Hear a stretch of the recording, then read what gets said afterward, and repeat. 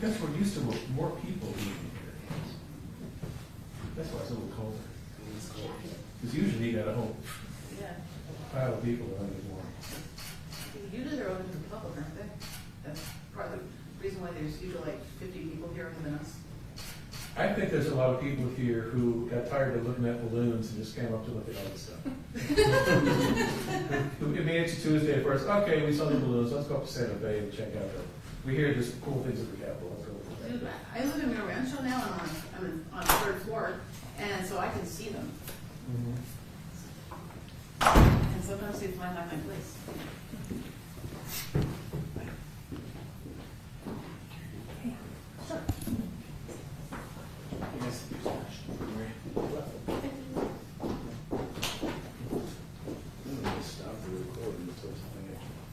Gets a little closer to that. Completely kill my batteries.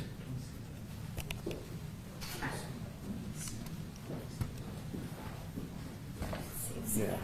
Nothing yet. I'm just had a problem last week with all those city council candidates I had to sit there and listen to for the debate. I just tuned into that. Is that It's nice to school board. It's just from home. like when they're all speaking?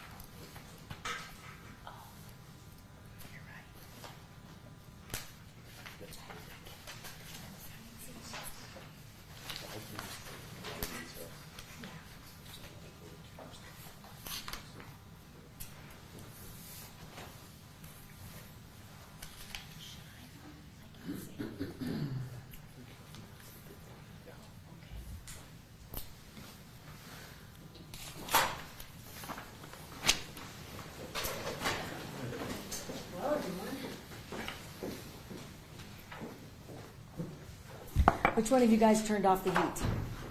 Daniel? You're closest to the thermostat.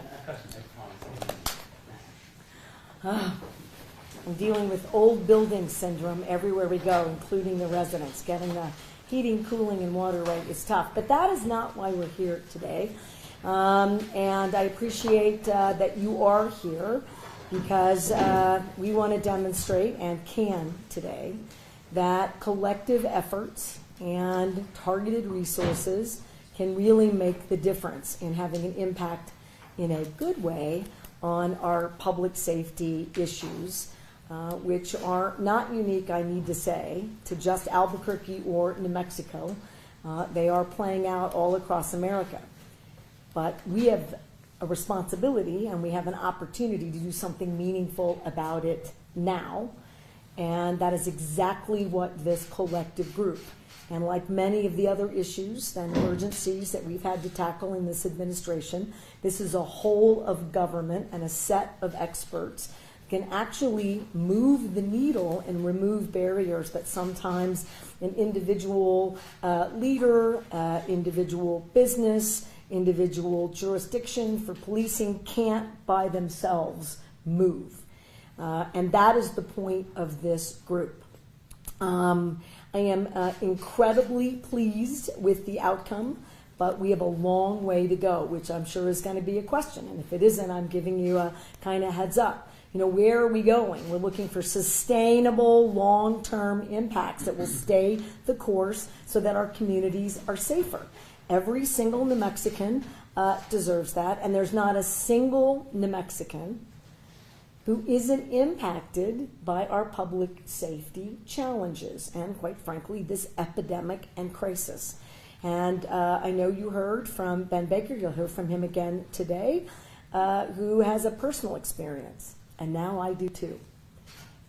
We have far too many firearms in our communities. We have far too many risks. And the fact that we are sending students home from schools, and I'm grateful because they're safe, because there are firearms at every school, including grade schools, must end. And we're going to keep at it until there's not a single person in New Mexico who doesn't feel like we're turning the corner and that we have firearms away from places that are sensitive and ought to be sacred in the context of who we're protecting. Schools in particular, which is a federal requirement, but that doesn't stop people from bringing guns to school. And it's not just students, it's parents who are bringing guns to school. And I know that you were at the press conferences last week. So we're all clear that that occurs. The big takeaway for me, and I hope we get to talk about it a little bit later, you're going to hear from every single person around this room. Everyone is doing something with our partners in these communities. Albuquerque's the focus, but these are issues that we will replicate statewide, and in fact there's more coming in Santa Fe, and we can talk about that in a later press conference. This is not just a one-off. This is a statewide effort focusing on where crime rates are the highest in a number of ways in which we test that. There isn't something magic that we are doing, in my view. But it seems to get beyond a particular entity or organization or local body of government or police jurisdiction.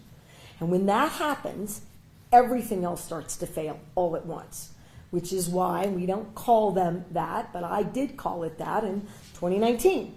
We called it a surge, an operational. We're putting more police presence in Albuquerque, and it made a difference. We had some hiccups with that, and there's been questions about sustainability. We've put $1 billion+ into public safety. That's equipment, that is infrastructure, and that is actual money for recruitment and retention of police officers. So we never not intended for sustainable efforts statewide. But for whatever it is, start, stop, will end in the state of New Mexico. These are not our first meetings. These are not our first efforts. These are not our first interventions. These are not our first presence of state police officers in a number of places. This is not our first expenditure in schools and on highways and at bridges or where we've got vulnerable populations. And it won't be the last. But this public health initiative has moved the needle faster than anything we've done prior to today. And that's what we want to share with you. And we're going to keep doing more until it's sustainable all over the state. So I'm not going to introduce this incredible group of experts. And I do want to, we don't have our local partners here. We will, because they are doing the necessary work, which we'll hear from Commissioner Caceres, that is occurring. That's his role in particular, is to make sure the sheriff, the DA, the judicial system, the Albuquerque Police Department, our federal partners are all engaged in moving the needle. All right? That's going to continue so that we can keep that going. Their not being here is because they're keeping your community safe right now while we're here providing these updates. They're doing a remarkable job. I appreciate their efforts, but we also have to get to that underlying what happens when one thing fails and the whole thing falls apart in an instant. And that's the job of this team, to make sure that that doesn't happen anymore in the state of New Mexico. And I'm not going to give you all the data, but one big one is there's a considerable reduction in the number, I'll give you 2 data points, in shots fired in Albuquerque, and there's a considerable increase in arrests and in people being held in jail because they are too dangerous to be in the community, which is exactly how this should work. And as you all know, it has not been working that way. Well, it is now, and you're going to hear why by the team of experts that we have. So without further ado, and of course I'll answer questions, I'm going to go to our Senior Policy Public Safety Advisor, Mr. Ben Baker, and he's going to walk through a brand new launched dashboard so that the public can see what we are seeing, what we know, and how we're making evidence-based decisions about where we go from here. Mr. Baker. Thank you, Governor. Good afternoon, everyone, and welcome. I'm grateful to be here to share with this group and share with New Mexico the efforts that are being undertaken by public safety officials throughout New Mexico, as well as a focus in Bernalillo County and the city of Albuquerque to reduce the violent crime epidemic that is occurring there as we speak.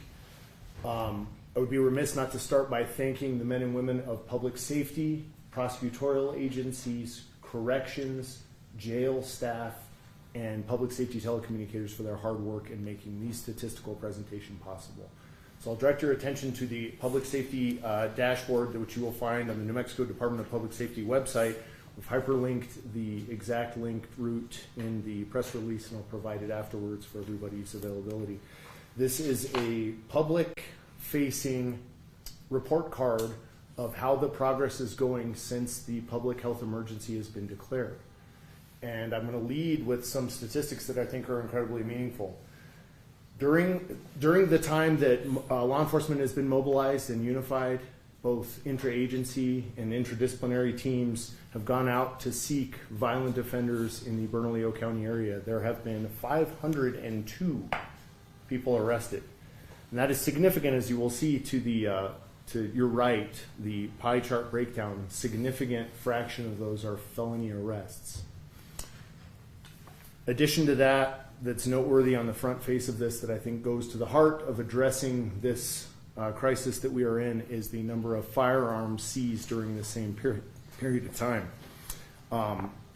The contributing agencies to this are listed on the top of the dashboard, which you will see when you open it. The New Mexico State Police, the City of Albuquerque Police Department, and the Bernalillo County Sheriff's Office have contributed their hard work. Additionally, men and women of the Department of Corrections, Probation and Parole, and others have helped compile these arrests and put these dangerous criminals into custody. Additionally, 1,370 citations were issued. When we were all here at the beginning of September, there was a significant mobilization necessary to marshal this effort. And I will let Commissioner Caceres speak to the efforts that he has made, which are significant in communicating with the law enforcement and public safety partners, and to help make some of these stats accomplished. The bulk of this work was done in a period of time of less than 20 days. And that is a significant accomplishment based on my experience and my observations. That number of arrests, which Secretary Toya Lucero will mention to you during her report, has significantly moved the number of folks in custody in the Metropolitan Detention Center. And go to the next slide. As was mentioned by the governor, one of the metrics that I'm very interested in learning about the correlation, and it seems rather intuitive, the more wanted violent felons on the street, the larger number of gunshots detected seems to logically follow.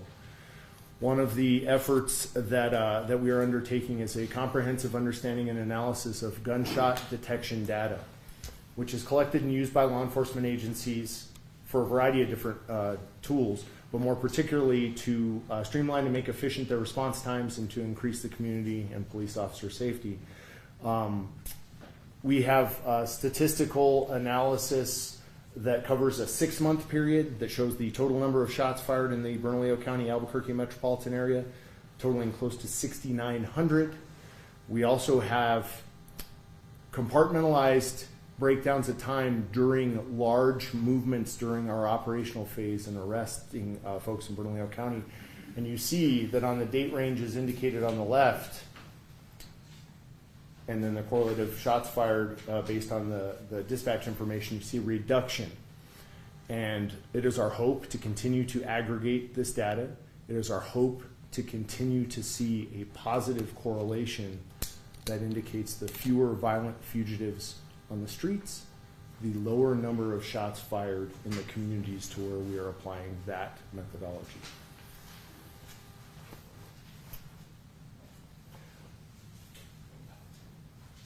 What I'm gonna do now is introduce Commissioner Caceres, and I think it's important because one of the things that I saw. You want from, to tell them about the bad actors that you just set up there? Oh, sure. Gosh, let's not forget that. Critical. All right. Some of the folks that were arrested, I did the data mining from the law enforcement partners that brought us the information, and I went through the arrest information and the historical criminal records of some of these folks. And I found a regularized occurrence of repeat violent criminal offenders, particularly ones either wanted for or armed with firearms. So wanted for being a felon in possession of a firearm, wanted for being an aggravated batterer with a deadly weapon like Mr. Chafin is here. Repeat violent offenders, domestic violence on the dossier, felon in possession of a firearm, aggravated fleeing, as well as aggravated battery with a deadly weapon. Mr. Chafin was arrested during this operation and is currently incarcerated. Again, Secretary Tafoya Lucero will talk about the success relative to release. Next slide. Also noted during this analysis was an individual named Demetrius Bailey. This is particularly significant as I went through the data because in addition to being a visiting fugitive from another state, in this case the state of Missouri, is a repeat violent offender with multiple criminal convictions, including multiple arrests and charges for the crime of armed robbery. Additionally, you will see on that slide right there, organized retail crime and conspiracy to commit aggravated shoplifting. That is significant as those are laws that just came into effect July 1st. So those have been picked up very recently by this individual. Some of the folks that we analyzed have been out on the streets for a period of time that I certainly consider to be far too long to increase public safety. So we have obviously 500 plus examples of the criminals that were arrested during this operation, and I wanted to pick a couple of these to highlight the types of folks who are no longer walking the streets of Albuquerque because of the hard work of the men and women of law enforcement. Moving on to what I was doing before I was reminded. Thank you, Governor. Or interrupted. No, ma'am. Not at all. Success in interrupting violent offenders in Bernalillo County has not been easy. The coordination and communication between many stakeholders is an integral part to successfully mobilizing multiple partners. That task was assigned to Commissioner Caceres, and it is my pleasure now to turn the floor over to him so he can explain how he was able to coordinate this communication and the experiences he had working with our partners in law enforcement and public safety. Thanks, Ben. It's great to be back.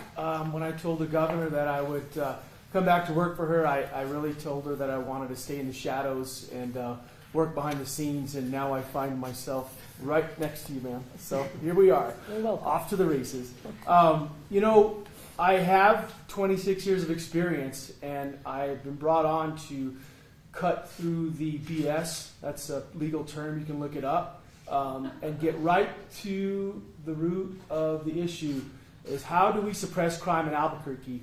Believe me, it's multifaceted, and I use the word touchy-feely. There's a lot of things that affect what we can do, and they're important. But I want to be very clear. I have been given by the governor a very narrow lane, and it's to recommend to her and her staff how to best combat violent crime criminals using guns and, of course, illicit drugs. I've met with each of the agencies, the sheriff of Bernalillo County, Chief Weisler, APD Chief Harold Medina, District Attorney Sam Bregman, and a few other entities, the jail, NDC, in the last 30 days. And I've listened, and I've asked a lot of questions, and I've really pressed them to say, what can we do right now?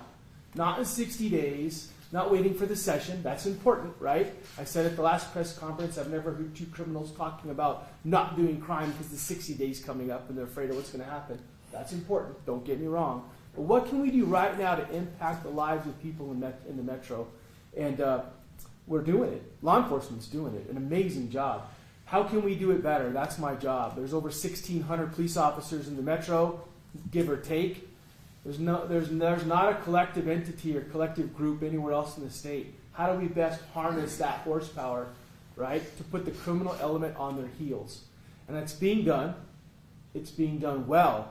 Can it be done better? Of course it can be done better. How can we support that? Out of the governor's office, the emergency orders, I've been tasked with that. We made several recommendations, or I have, to the governor and her staff, close to $3 million in funding. Ben Baker can go over those details, and he will talk about them and break them down in general. But what we're trying to do is go from a reactive police force to a proactive police force. And how can we do that in the metro? How can we allow officers to actually look for and be proactive before the crimes happen, right? And intervene. And that's freeing up their obligated time. Their time booking prisoners, their time transporting prisoners, their time guarding prisoners at UNMH, and speeding up the processes in the field. Right? I can't control the judges, and I can't control keeping them in jail. I wish I could. We can certainly help with jail populations and processes to speed that up. The Cabinet Secretary from Corrections is here, and I think we're doing some innovative things. She'll talk about those. But keep in mind, everything that I'm recommending will have a direct impact on the field and put results on the table, allowing officers to have more time to really get into the communities, identify these bad actors, and extract them out, put them in jail. That's where I'm at. Before we go to Secretary Tafoya Lucero, I want just to make it a little more specific. That's not a complaint. This team, you know, I'm results driven, and we all should be. There has been a pervasive problem. It's not finger pointing. It just is what it is. That bookings were taking 6+ hours. That takes police officers off the streets. That in some cases they stopped doing arrests at all because you can't put someone somewhere if you can't book them. It looks to me, this is my frame of reference. It looked to me like it was pretty common knowledge. Mm-hmm. There wasn't a police jurisdiction, including my own, who wasn't clear that was an issue. No blaming, but didn't occur to anyone to solve that problem. It just was. That's the kind of inertia, for whatever reason, that you're trying to solve it yourself, you can't hire people, you're recruit, whatever it is, all legitimate. But at the end of the day, if you can't book people, we can't arrest people. If we don't arrest people, they continue to commit crimes, and it sends a pretty strong message to a criminal element that you're good to go here, which people have been saying to us. But there seems to be a sentiment that you're no worries. That's the benefit of this effort and this emergency, is that people are now sharing information that they've had all along, and then we can do something about it if they can't do something about it immediately on their own. Again, that's not a pointing finger issue. It is, can we help you solve the problem immediately, and then can we work with you to keep it solved forever. That's the key. That's been different this go around, and I'm grateful. So you'll hear more about that now, Secretary. Thank you, Governor. The document that you'll see here on the screen is from the Violent Crime Reduction Dashboard put together by the Department of Public Safety, and this is what I want to first direct you to. You will see that there has been a marked increase in the number of average bookings per day at the Metro Detention Center in Albuquerque that began in August. And as you can see, it has shot right up to a population that the MDC was reporting on October 1st at 1,600. The increase inmate population is 11%, so the population of that jail has gone up by 11%. 37% of the people that are incarcerated right now at the MDC, the Metro Detention Center, are people that are still in custody. That's 37% that were arrested and remain in custody. So what the New Mexico Corrections Department has done, in collaboration, of course, with this group, and we went to the Metro Detention Center. We met with their leadership, and we've been talking with them about ways that we can help them to resolve some of the problems that they were experiencing. And one of the things that our department is doing this week is taking on 48 of their most staff-intensive, violent, dangerous inmates from their population and bringing them into our facilities. Now, the purpose of doing that is to help alleviate some of the stress and the time that was taking during that booking process, that was taking an exceptionally long period of time to get people processed through, and the officers at the MDC jail were just busy. They were run thin. They were overwhelmed. Thank you, Governor. Welcome. They were overwhelmed, and so what we're doing by taking on this population is we're alleviating some stress, taking away people that were very staff intensive for them, so that we can get officers back out onto the street quicker. Another area where the Corrections Department is involved in this very important process is our probation and parole officers working directly with the Albuquerque Police Department, the State Police Department of Public Safety, and the Bernalillo County Sheriff's Office to help gather people who have warrants, outstanding warrants, and our probation parole officers are right alongside in that process. This has been a very collaborative effort, and as you can see, and the governor mentioned that she likes results and she wants to see these tangible things that we're doing, and we're very proud to be able to say that we would have the ability to take on this task for the Metro Detention Center. But moving forward, as we work to develop long-term strategies to help alleviate these issues for the jail, we are looking at a variety of other methods that would potentially help us to help them in the future as we continue to see these arrest rates increase and the amount of folks that are in custody stay in custody. Thank you, Secretary. Thank you.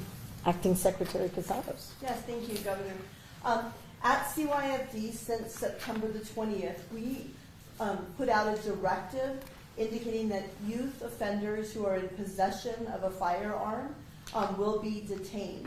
Since that time, we've detained 32 juveniles. They've been arrested for delinquent acts, which have been covered under this directive.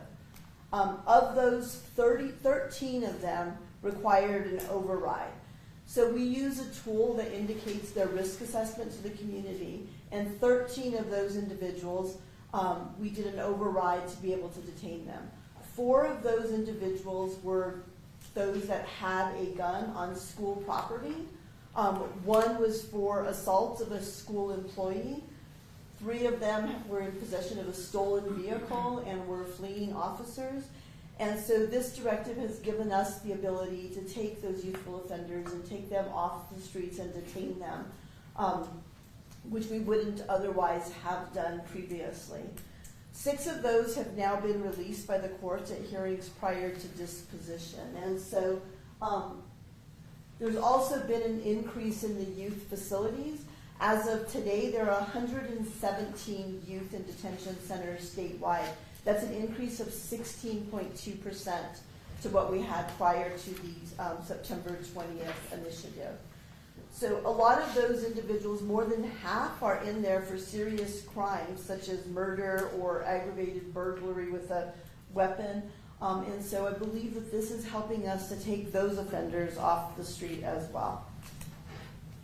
I didn't say it on the front end, and as we move through these presentations, that saves these juvenile offenders' lives.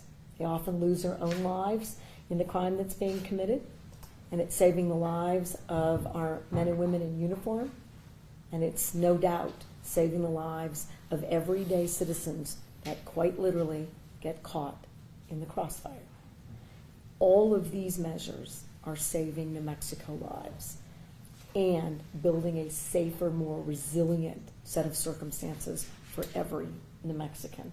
And so I say that because this is a harsh statistic about the increase in crime with youth offenders, which we're not going to solve today, but we're going to have to think about ways to prevent, be proactive, and do something to productively rehabilitate youthful offenders. Gun violence is a really tricky issue in terms of rehabilitation by youth offenders, which is going to take the experts like Secretary Yellen and Secretary Armijo to help us navigate that, because that is not an easy effort, but it is an effort we will undertake nonetheless. And so I interrupted you, and do you mind if I go ahead and just introduce Secretary Yellen? Secretary Yellen. Thank you, Governor. In simple terms, violence and gun violence is a contagious disease, and it's one that's running rampant in New Mexico today. And just like measles or whooping cough or meningococcal disease, it disproportionately impacts our young people. About 2 weeks ago, the Department of Health released a report on gun violence in New Mexico. One of the statistics from that report that jumps off the page at me is that firearm injuries in kids 17 and under is up 73% in just the last 4 years. We know nationwide and in New Mexico, gun violence is one of the leading causes of death in young people across the country. Isn't it the leading cause of death of children in the United States now? It is, yes, ma'am. Leading cause of death of children. Gun violence. I have trouble saying that out loud. Doesn't make any less true. Sorry, Secretary. Not at all. We're working to use tools that we know work in terms of combating contagion across the state. You've heard a lot of discussion about public safety efforts that are underway, and that's really fighting the disease and its symptoms. We also, though, need to break the cycle of transmission, and we need to prevent the disease. In terms of breaking the cycle of transmission, we're working at the Department of Health today with communities around the state to broaden or reinforce or create community-based violence interruption programs, ways of working with the community to stop the cycle of violence from continuing person to person, which is the way any kind of a contagion transmits. We're also, you'll hear more from Secretary Armijo around investments and work that's being done around alcohol and drug treatment efforts to be able to continue to break that cycle of transmission. We also, though, need to work on prevention. And so we need to focus there on our youngest kids and how they learn about their emotions, what they are, how to recognize them, how to properly channel them, and stop that contagion from ever being able to take hold amongst those kids. And then finally, very briefly, again, going back to the report that we just issued, while all of the increase in gun violence in New Mexico is due to homicides and gun assault, suicide continues to remain the #1 cause of gun death in the state. And so at the Department of Health, we're working in partnership with other agencies to bring to the table things like safe storage campaigns, gun lock distributions, and those kinds of issues to help try to make sure that we don't forget that largest driver of gun violence in the state and make investments and make progress on reducing that tragic source of death as well. Governor? Thank you very much. Secretary Armijo. Thank you, Governor. The Human Services Department is taking a more proactive approach to building collaborative relationships between our Medicaid managed care organizations, our healthcare providers, and our law enforcement and correctional systems to engage members in treatment, enhance their access to care, and wraparound services, including things like housing and transportation, and to promote harm reduction. Our collaborative efforts are dedicated to ensuring that individuals who need drug or alcohol treatment can access services within 24 hours of initiating the request, and by being a more proactive system that identifies folks and proactively reaches out to them. So we won't be waiting for people to access the healthcare system. We're going to take the healthcare system to them through the use of data analytics and making sure that we can identify them for treatment. Using hospital emergency room data, the 3 Medicaid MCOs, which are Presbyterian, Blue Cross Blue Shield, and Western Sky, have identified 2,111 individuals on Medicaid who had an emergency visit for substance use or alcohol use disorder and who are not yet engaged in treatment. The MCOs have begun proactively reaching out to these members in an attempt to engage them in a treatment plan and to identify the barriers these members are experiencing, such as housing and transportation, to make sure that we can address those as well. The positive news is that out of 10,984 Medicaid members identified through that emergency room data, 66% are receiving treatment or who are engaged with the treatment plan through a peer support worker or community health worker. The Human Services Department has added new data and monitoring requirements for the MCOs, including tracking the number of members seeking alcohol and drug treatment services, and making sure that we're tracking those placements within 24 hours. And also tracking wait times to make sure that we can track the access in the system. Our MCOs have come together and really collaborated with some innovative ideas, and we will immediately be initiating a helpline and support teams established so that beneficiaries can access treatment and let us know if they need care. So we'll be initiating a way for folks to immediately let us know if they need that care.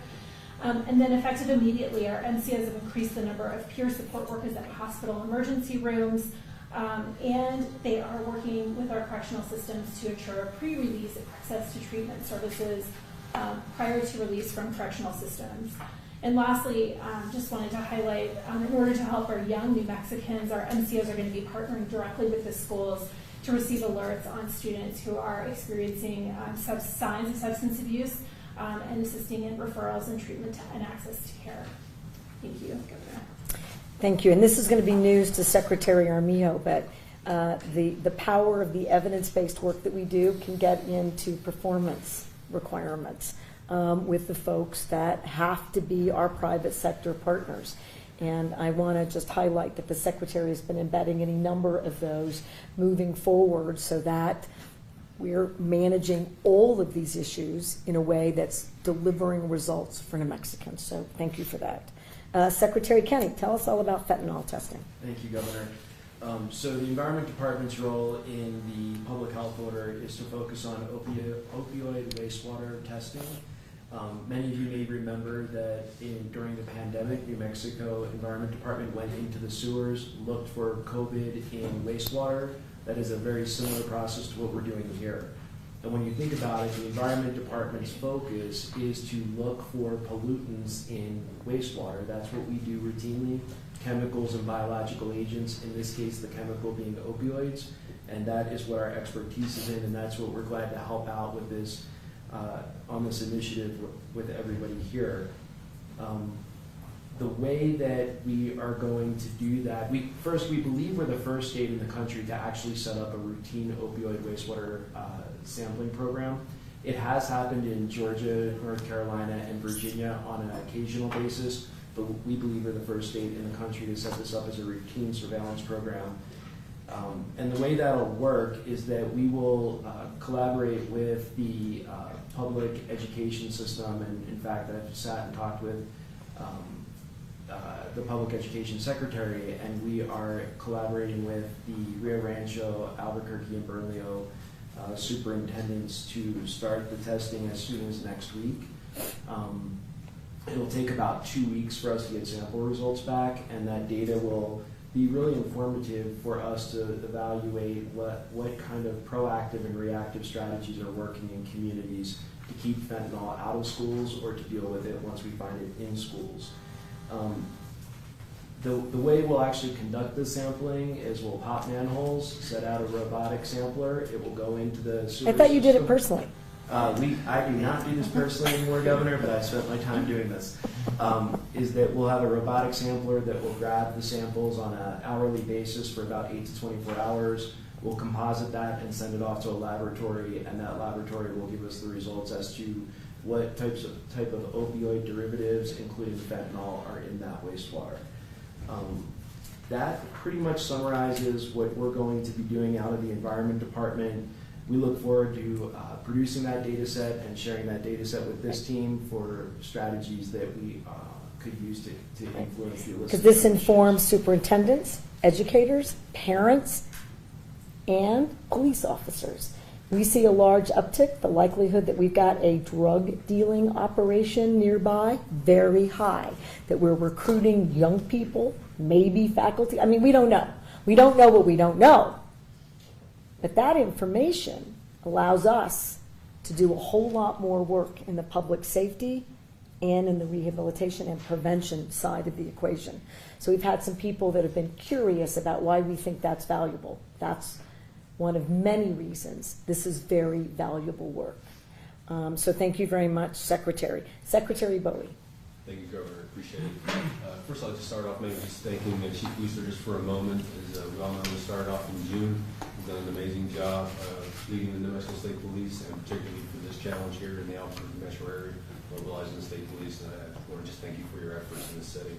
I want to talk a little bit real quick about safe surrender. And I think everybody here in this room probably understands safe surrender, sometimes referred to as a gun buyback and what that might be. I would just explain for the viewers. It's really where individuals can take firearms, turn them into law enforcement, typically with no questions asked, and then receive some type of compensation in return. The overall goal of this administration has been made clear is to reduce gun deaths and gun violence. And so a gun buyback program we feel will be leading into this initiative. Safe surrender is just one tool in our toolbox. At the end of the day, I think people understand that we have very many different things and strategies at our disposal. And this is just one other thing amongst all of our collective initiatives that we feel will work. I wanted to real quickly clear up kind of the misconceptions of safe surrender programs. We'll hear critics come out right away and say that criminals are not going to turn in their guns, it's not going to work and all those things. And we understand that. And I want to make it real clear that is not the goal for that. What we hope to accomplish at the end of the day is access, and we just talked about a little bit about kids having access to firearms in our schools, in grade school. And I would hope that we can all agree and lean into that challenge and that problem, making sure that we provide an environment where that is no longer possible. And so this is a serious issue for us. At the end of the day, what we're hoping for is that there are people who recognize that a firearm might not be for them. We have households that make a conscious decision that responsible gun ownership is not necessarily for them. We know that people, for a variety of reasons, come across firearms, whether they were inherited, whether there's another family member that had one, whatever the reason may be, or they never really grew comfortable with having the firearm with them. They never realized how much responsibility it took to have a firearm in their possession. Never really took the time to train with it. So these are the people that we're really kind of reaching out to. We're hoping that... Or families that find that they have familial risks, including drug abuse in their own families, that create a segue with a firearm that often end in violence and suicide. So I just don't want to minimize that these work, and we also find firearms that have been engaged in illicit use that people may not have known about. And it's a powerful tool. You were on a great roll, and I would forget that when to point that out. Thank you, Governor. No, I appreciate that. In short, we're looking for people that would self-identify with the concern about safety and the firearm in the household. And so whatever the reason is, the goal at the end of the day is for us to reduce the availability of guns in our communities, to not only, again, as I mentioned, juveniles having access to firearms, but also criminals. Quite honestly, irresponsible gun ownership, guns in homes that are unsecured. Criminals know how to find them, whether they're in vehicles or homes, and we're hoping to reduce, of course, that access and that availability of firearms. So the New Mexico State Police will be providing opportunities for the safe surrender and disposal of firearms. It's important to emphasize and to remember that this is a voluntary participation of this program. And we've seen a lot of success on a national level, and we've seen success in Bernalillo County and APD and other places in New Mexico that have done this. And so we're hoping that this raises the awareness. As I mentioned, the New Mexico State Police will host these events. We'll have them in Espanola. Albuquerque and Las Cruces will also be reaching out to our law enforcement partners to make sure that they're at the table if they wish to be. But at the end of the day, again, for us, it's about the access of firearms for people that probably shouldn't have them in their homes any longer for whatever reason they self-identify as. All right, a couple more things and we'll go to question and answers. I'm actually going to do a shout out to the Albuquerque City Councilors, in particular Pat Davis, who's long as one of his priorities is gun buyback programs. He's not the only local government elected official to engage in that, but someone who has constantly talked about that as an effective tool.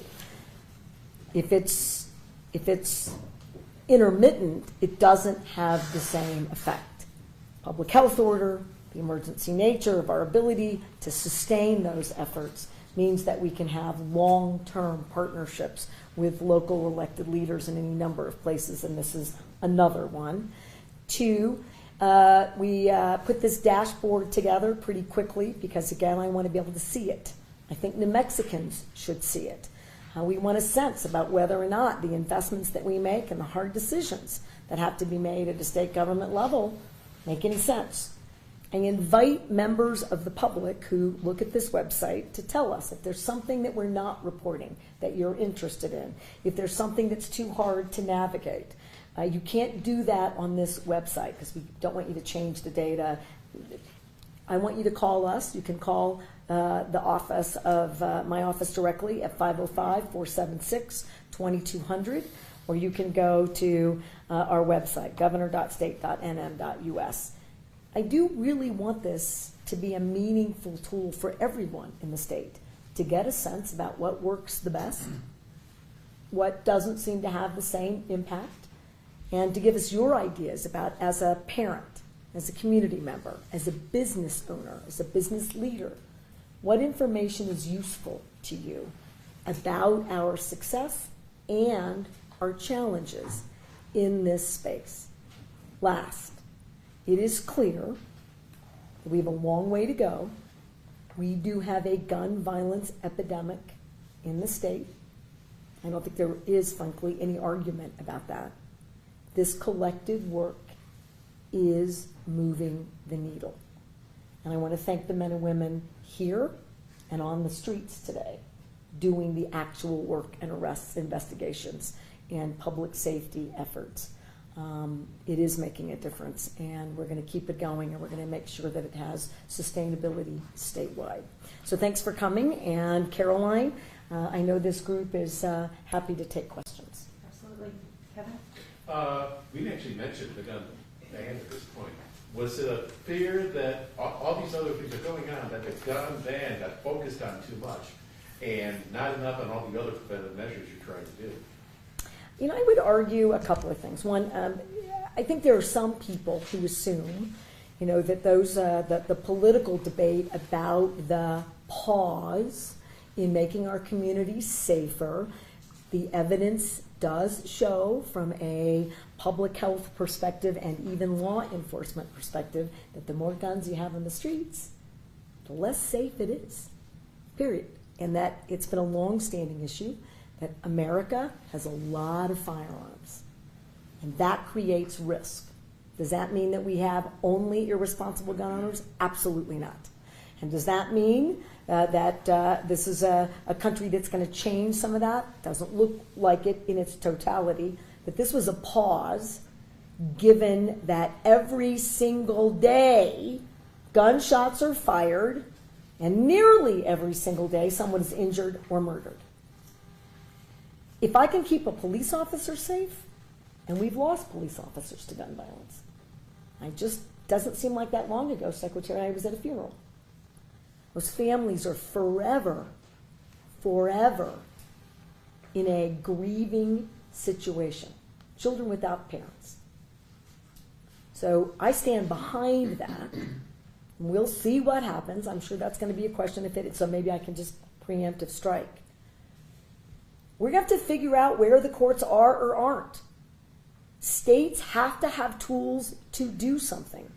Safe spaces has long been held to be an area that we have real the ability to prevent or minimize firearms. That's a question that's now moving to the courts. I need to know what we can and cannot do to keep New Mexicans safe, and I will tell you this. When you're pushing the buttons of a lot of folks, if it motivates them to do this, I would do it again.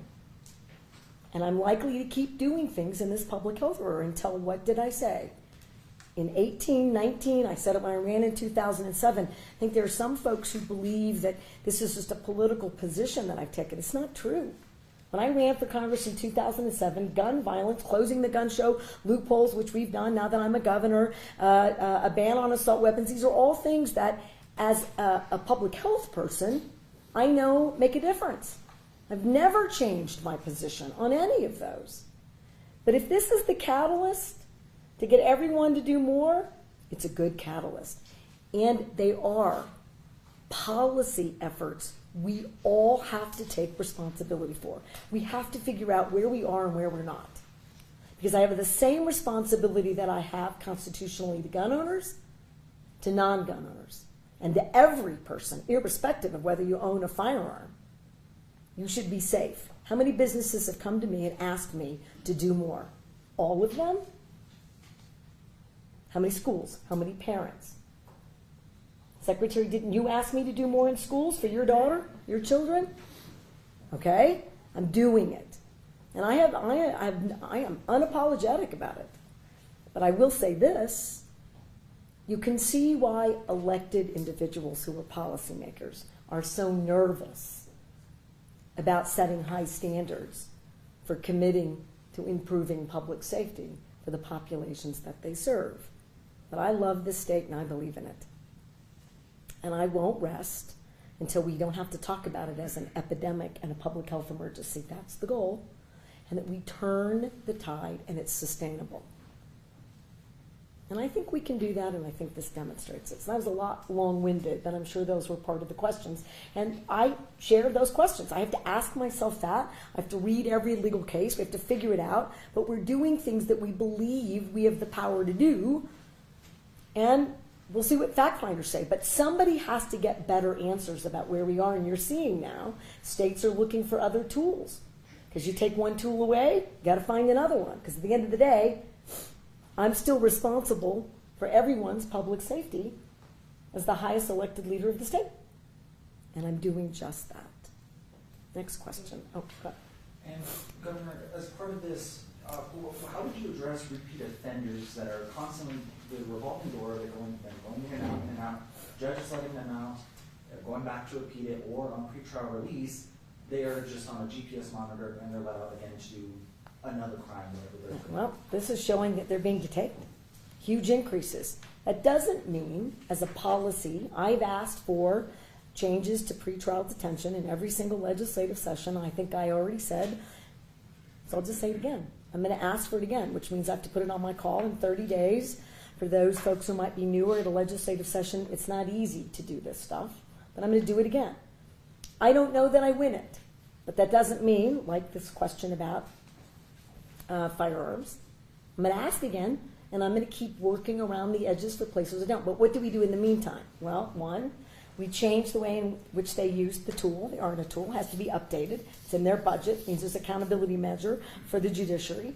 And this is proving that violent repeat offenders under the current laws can be detained. The problem has been that there's no communication or coordination. It's a bit harsh. So I exaggerated that point to make the point.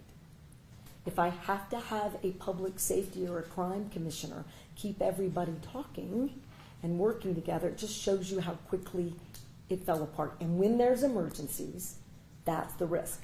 People start to fall apart because the emergency gets bigger than you can manage. That's where we are in the state. But you bet, I'm going to ask for that again, and we're going to likely do some more so that thefts aren't, stealing isn't always a misdemeanor. We have to figure out better ways for serial drug offenders, because those are misdemeanors. It means we're going to rearrest and rearrest.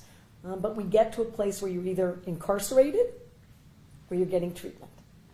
And that's why the treatment part is so critical. I don't believe that incarceration, you can incarcerate your way out of a substance abuse epidemic. But I do need accountability because people don't volunteer to go to treatment by and large. There have to be vehicles. So just, it's working, and I'm going to ask for more. And in terms of sustainability, what are you going to be asking specifically from the legislature to help make these changes? What are you asking for in terms of these treatment programs, keeping folks behind bars, stricter penalties, or possibly bringing back previous laws or previous bills that were on the table in previous sessions? Well, we'll have a robust public safety sort of crime set of bills, including changing the way in which we deal with theft as a particular and pretrial detention. But look, we've given law enforcement and public safety more than $1 billion. And we've given HMOs well more than $1 billion. And we've given schools well more than $1 billion. At some point, and money's making a difference because we have to pay people overtime and we need quick reactions, right? We need quick contracts. We need people doing the testing and the work and the transporting. We need all that.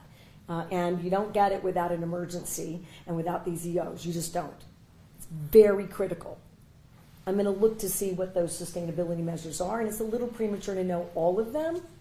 That's going to be part of the crime commissioner's responsibility, is to make sure that I can't have a revolving door of success, to your point. And now you see why I've got so many more people, and that's just the government side. Local jurisdictions and the private sector. Remember, I have a business crime council. Everyone's going to have to agree on, I'm going to make this up, the top 20 things that make sure this is sustainable. It will be sustainable. We know we've seen a spike in NMSP officers in the metro. How long do we expect that collaboration to last, and how long do we expect them to stay in Albuquerque? As long as it takes. And that's a really hard thing for the state police, I will tell you. And they have a responsibility statewide, and they will meet it. And honestly, I can't tell you how they do that, but they do. And until it's absolutely clear, and it won't be all of one, and that is a lesson learned, and part of it's us, part of it's local jurisdictions to say, thank you, we can take it from here, and maybe that was a premature decision on their part. So that's how it got called, and we don't love that anymore, a surge. These are not surges. These are leveraging the resources that the state has. I can't do it without the sheriff, and I can't do it without the local police department. I can't do it without the judicial system. That includes public defenders and prosecutors. They all got to be together. But when one of those groups, including our federal partners, eases up, it all begins to fall apart. I don't know if that's just human nature, but we're going to stay. And how we're engaged, the chief is going to make sure that I know what we need to do that. And the local jurisdictions are going to have to demonstrate. And that sounds like we're angry. We're not. They're doing really good work. You heard that collectively from all of us. Me too. But they're going to have to demonstrate that this can stay the course, because we can't keep doing this. We can't. Because you know what? People die. And I can't have that anymore. And I can't have schools be so at risk. We're all going to stay in this together until New Mexico turns the corner in our epidemic and is leading the nation in public safety initiatives. That's my goal, and I'm going to do everything it takes to get there. I know we're close to shows and deadlines, so this will be our last one. Morgan? Morgan Lee with the Associated Press. A lot of the big initiatives discussed today, safe surrender, wastewater monitoring, the changes in bookings. Those, correct me if I'm wrong, those all seem like things that could be accomplished without a public health order administratively, except perhaps for the suspension of gun rights in certain places. So, is this just a rhetorical megaphone? And then what goes away when eventually you stop renewing public health orders? You have sustainability. I mean, that's the difference here. And I will tell you that it's both, Morgan. That when we call it what it is, and I don't know whether that there wasn't the courage to say, gun violence is an epidemic in our state. It is a cancer. It requires a multitude of complex treatments in order to diagnose it, treat it, and eradicate it. And I think that when it comes to gun violence, people are terrified to call it out. Because when you do, your own life is at risk. That's a fact. So people don't. But just look at already some of the national attention. We now have a gun violence initiative in office in the Vice President's office. We have members of Congress debating it in a way that maybe they'll do something more than finally get to a universal, sorta, background check. Maybe the tools and laws we already have on the books will get used. Did you see the offender with the domestic violence? I have a research question for you, Morgan. In any of those adjudications and arrests for domestic violence, was a firearm surrendered as required under our new domestic violence firearm restricted access laws? I don't know. I don't know the answer. So I really don't. I'm going to ask you later. And then we'll see what you find out. But the point is this public health order creates an incentivized, principled effort by people to work together to solve the epidemic. And until we called it what it is, I will tell you what was occurring. A lot of finger pointing. And some of that got directed right here, and I'm tall enough to take it.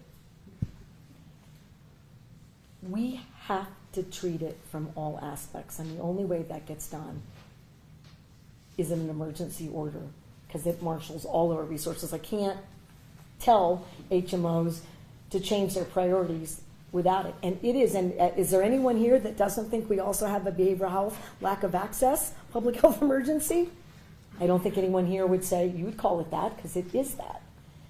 So your question was this: when does it end? Well, this is a good indication that I'm starting to get the kind of pressure points, reactions, smart advice, and ultimately the men and women who do policing need our respect and support. They have it, but they also need everything else to work. And when one thing fails, they can't do their jobs, like the bookings. And that's not a complaint about Bernalillo County. Again, an emergency occurred. You don't have enough staff.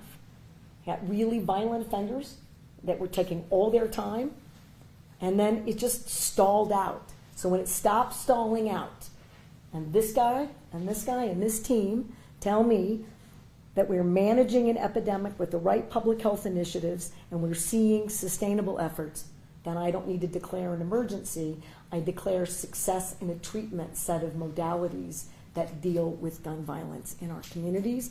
And by virtue of that, we'll also have better public safety issues in general, and I believe less crime. And if they didn't believe that, they wouldn't be here.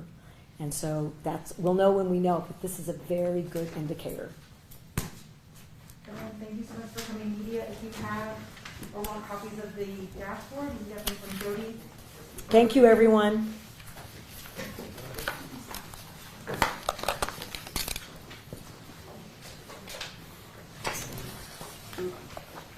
This is why I wore a turtleneck. It's like 8 degrees in here. You got your eclipse glasses here? I'm gonna